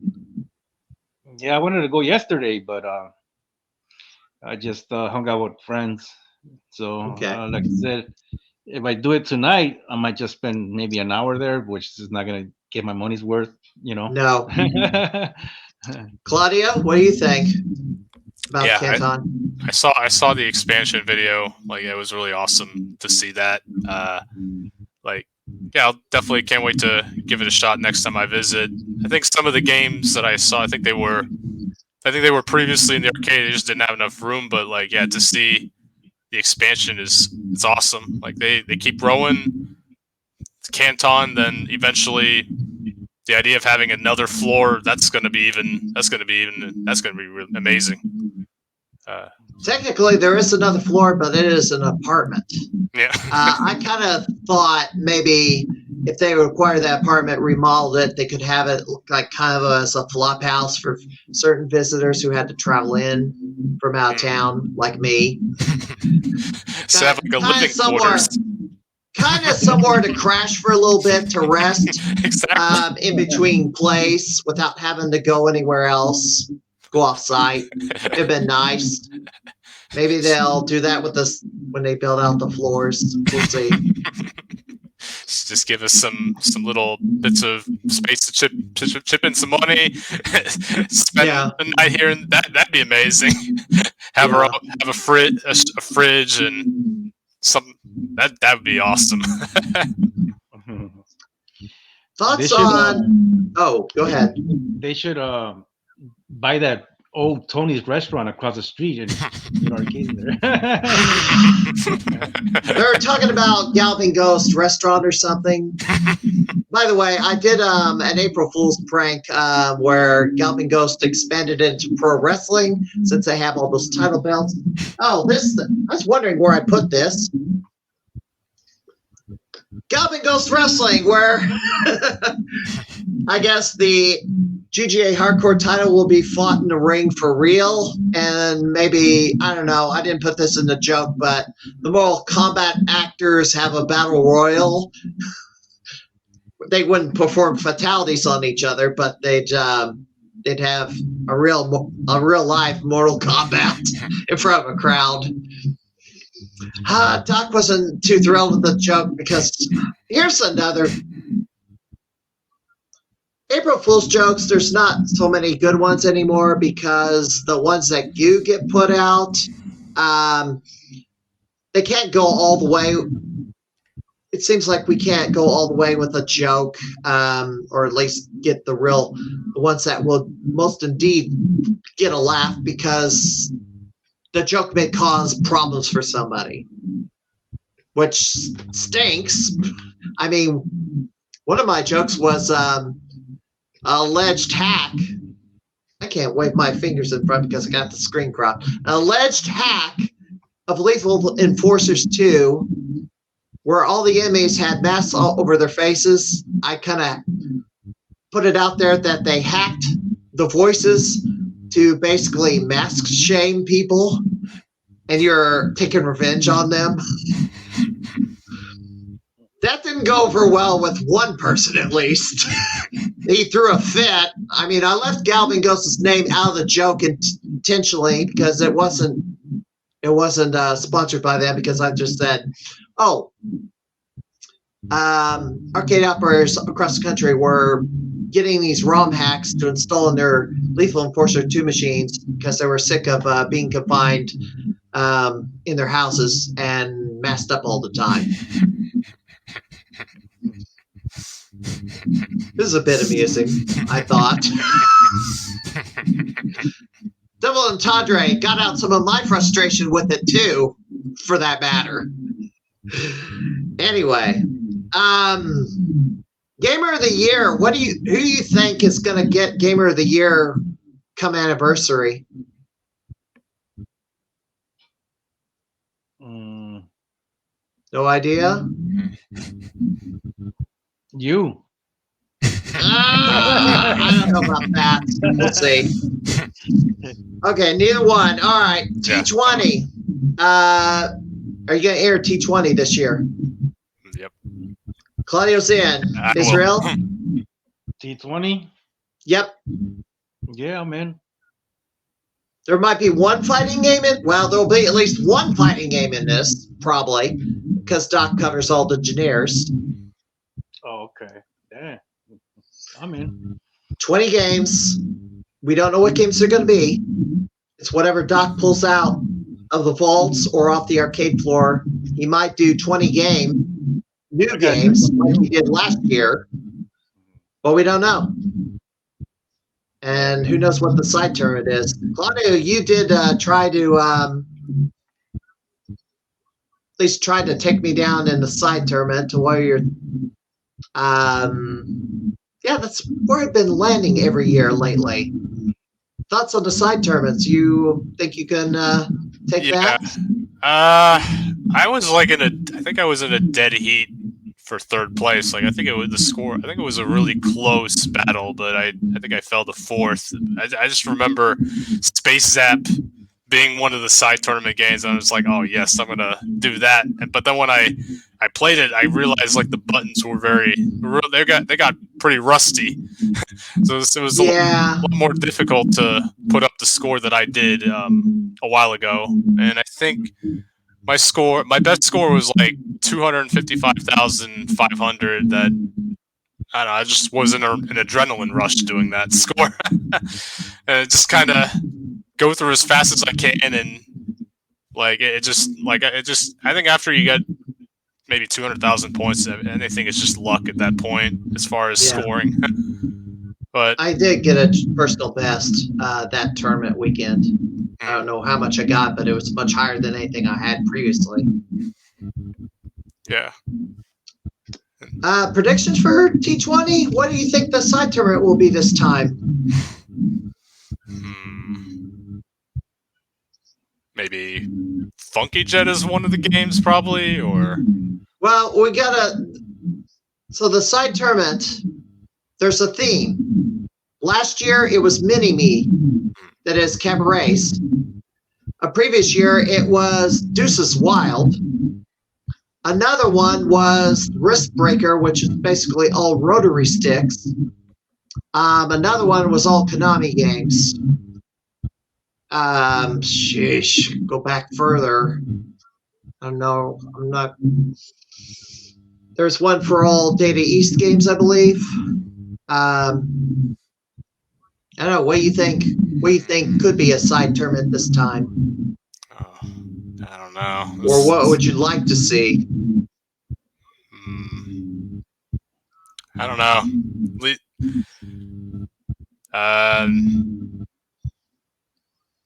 Oh, yeah, you would love that, wouldn't you, Norbert? You would love that! So would Israel! I personally would want to see everybody would beat down the door to get in this thing. All the Blade Wars competitors would be crashing, breaking down the doors just to do the side tournament.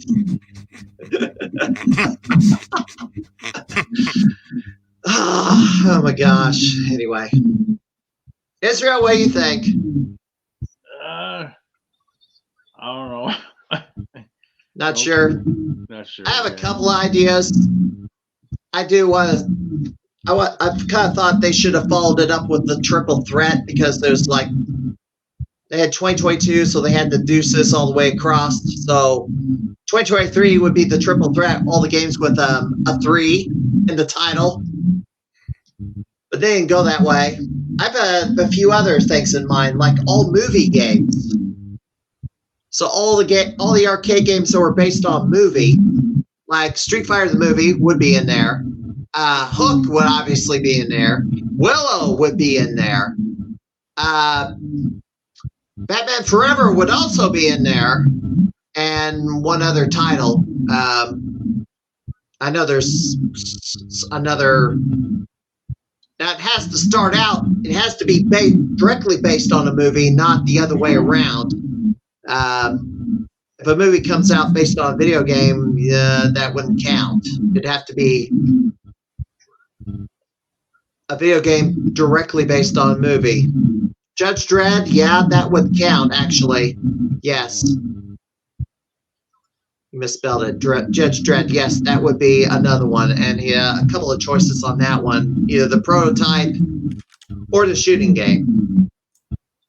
All right. Future goals. We'll start with Israel. I want my belt back. You want your belt back? You want to be the next 2-time Blade Wars champion? Yeah, I mean now the that second it's growing, one. Now that it's growing, yeah, I would like to be a 2-time champion. Yeah, now that Bloody Wars is growing, yeah. Anything else? Anything beyond that, or? Yeah, just set some records.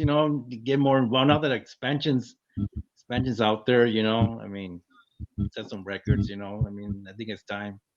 I used to like the achievement things they had before. Where you had to beat a certain boss with no. The achievement books.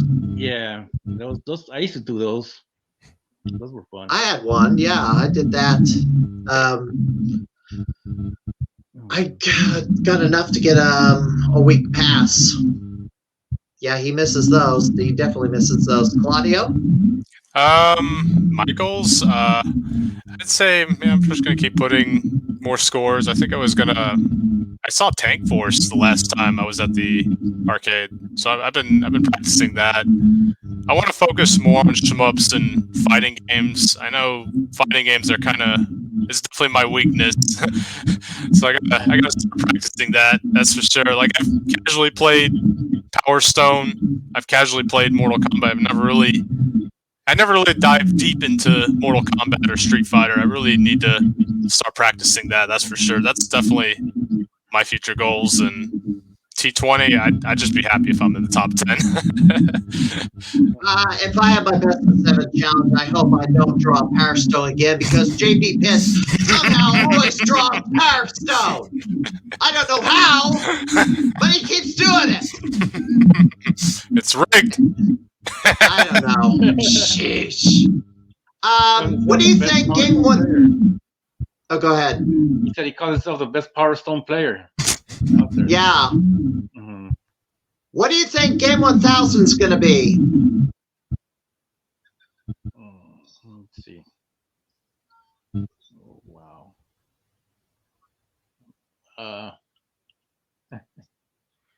It's been a hot topic. T-Mech. T-Mech. Okay. I'm going to get video of that game up because I want to basically see that gameplay a little bit. Boy, whatever's in the background, it's getting louder and louder. I don't know if you can. I don't think it's me. No, it's on Israel's end. I don't know. I'll shut up the fan if you want. Yeah, go ahead. Because I don't know. That is a pretty loud fan. Anyway, here's gameplay from T-Mech. If I can get it up here. There we go. Let me hide this. Yeah, Claudio. Oh yeah, this is like Battlezone. Yeah, this would be a great addition to the arcade. I don't know if Doc has one in the vaults or if he can find one, but yeah, I'd say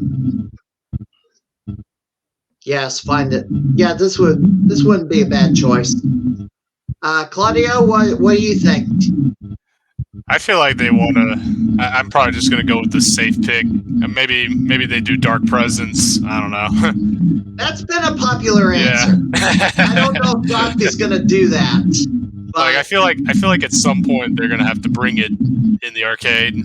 Like at least, yeah. I don't know when, but I feel like maybe 1000 is the game to do it. Next decade, maybe. Yeah. They got to do it soon because. They got to do it soon, though, because the documentary's supposed to come out next month, or at least the rough draft of it for the people who donated to the Kickstarter or the GoFundMe gets first look at it and then makes suggestions on edits, and then, I mean, the game's got to come out to have the proper ending to this documentary. Yeah, it should come out soon. I mean, what's taking so long, you know? I don't know. They got a new programmer who's an expert in the fighting game engine it's running on, so we'll see. I hope it gets done soon. I can't imagine how much is left to do. It's probably the fatalities is all that's left, because we really haven't seen any of that. We see how the gameplay is, but not the fatalities or the finishing moves. So yeah.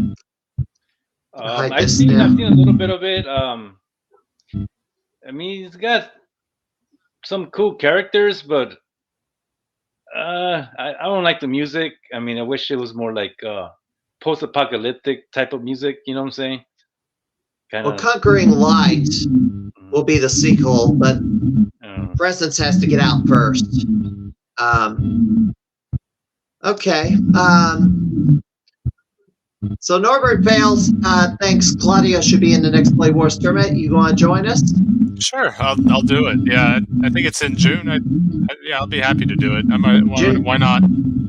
I believe it's June 24th is when that will be. I got to get that up on the screen in a second. Okay, Bloody Wars. Robert says June 23rd. June 23rd on a Sunday. Okay, there you go. After this game, what should the next game be? Street Fighter 2 Turbo. Street Fighter 2 Turbo. Claudio? I don't know.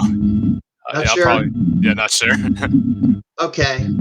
I have voted for Soul Calibur 2, which is a good choice. Good choice, yes. Yeah. Who should be my next guest on the program? After you guys. Well, Patzer's going to be next. Jim Patzer. But who should come after? Oh, look at this. They want a team-based game, so basically Tekken Tag Tournament. Although Mortal Kombat 1 was kind of like that. Oh yeah, who should be my next guest? Who do you think should come on? You should pick another person from the Bloody Wars. You see, like maybe Dan Perez. Dan Perez? Okay. Yeah. DSP. Claudio, anybody in mind you think you'd like to hear from? Hey, you want to bring Andrew or Norbert or? Norbert's been on. Yeah. Andrew, yes, I'd like to interview him. I don't know if he'll come on, but we'll see. I'll ask him. But he don't respond to messages on Facebook, so I've got to catch him on a Monday or something. So we'll see. Yeah. All right. Anything you want to plug before we get out of here for tonight?